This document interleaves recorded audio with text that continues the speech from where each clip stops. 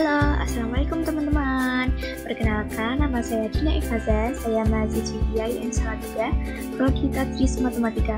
NIM saya 2307000004. Di sini saya akan membahas mengenai macam-macam bahasa. Apa aja sih macam-macam bahasa itu? Yuk simak videonya.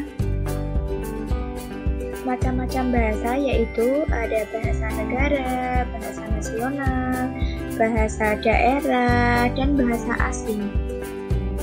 Yang pertama ada bahasa negara. Bahasa negara adalah bahasa yang digunakan dalam urusan kenegaraan dan disebut juga bahasa resmi. Contoh bahasa negara yaitu ada bahasa Indonesia untuk warga Indonesia, bahasa Melayu untuk warga Brunei, dan bahasa Jepang untuk warga Jepang. Bahasa nasional. Bahasa nasional adalah bahasa yang digunakan oleh suku bangsa tertentu. Bahasa nasional merupakan lambang identitas negara untuk mempersatukan bangsa.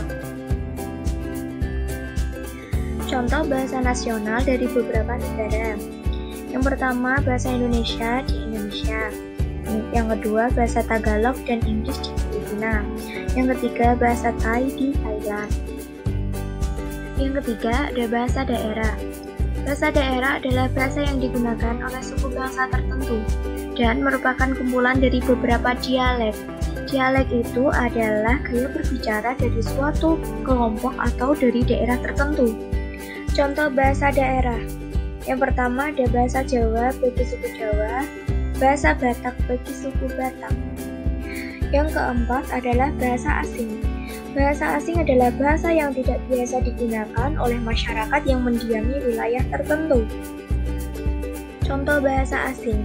Bahasa Inggris bagi rakyat Indonesia, bahasa Jepang bagi rakyat Indonesia, dan bahasa Korea bagi rakyat Indonesia. Macam-macam bahasa dapat disederhanakan. Yang pertama, bahasa negara dan bahasa nasional sebagai bahasa pendidikan. Yang kedua, bahasa asing berfungsi sebagai alat komunikasi dengan orang luar. Yang ketiga, bahasa daerah berfungsi sebagai alat komunikasi antar daerah.